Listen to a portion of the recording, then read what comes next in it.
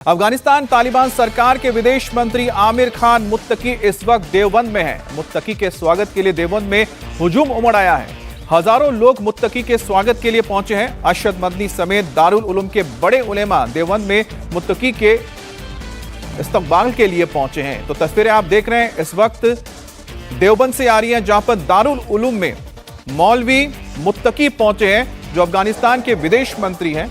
कल ही उनकी मुलाकात देश के विदेश मंत्री एस जयशंकर से हुई थी। दोनों देशों के बीच अब रिश्तों को और बेहतर करने की कोशिश हो रही है और उसी के मद्देनजर भारत दौरे के एक और दिन वो पहुंचे हैं देवबंद दारुल उलूम, जिसे इस्लामिक स्टडीज के लिए, इस्लामी शिक्षा के लिए बहुत बड़ा एक संस्थान माना जाता है और अफगानिस्तान से भी सदियों से यहाँ पर स्टूडेंट्स आते रहे हैं इस्लाम की पढ़ाई करने के लिए।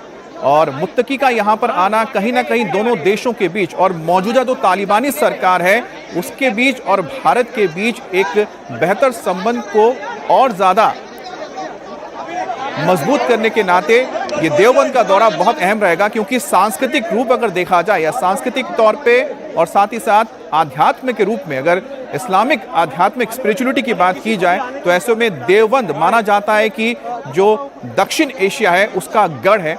और ना सिर्फ पाकिस्तान, अफगानिस्तान और साथ ही बांग्लादेश में बड़ी तादाद में ऐसे लोग रहते हैं जो देवबंद दारुल उलूम के तहत ही इस्लाम का मानते हैं, इस्लाम को फॉलो करते हैं। पाकिस्तान सरकार में किस तरह के ताल्लुकात रहे हैं और आज का दौरा क्यों आप भी मानते हैं कि अहम है?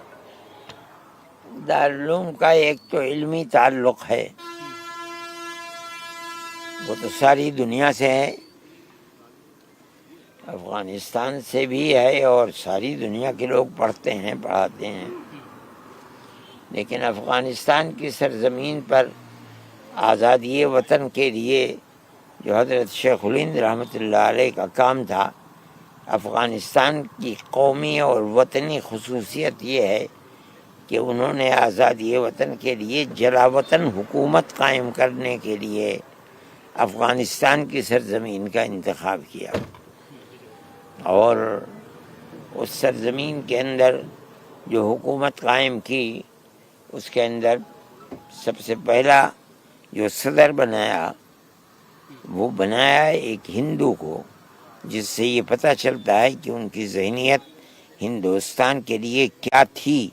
आया वो मजहबी एतबार से एक दूसरे को अलग करना चाहते थे या ये कि सबको साथ लेकर चलना चाहते थे। ये बड़ी कीमती चीज़ है। आज वही हुकूमत आ रही है। हम ये समझते हैं कि इस हुकूमत ने जो काम किए हैं तालिबान ने, कि दुनिया की बड़ी बड़ी ताकतों को इन्होंने पीछे धकेल दिया है, इस चीज़ के अंदर असर है उस तरबियत का जो हमारे अकाबिर रहमहुमुल्लाह से इन्होंने और इनके बड़ों ने पाई है।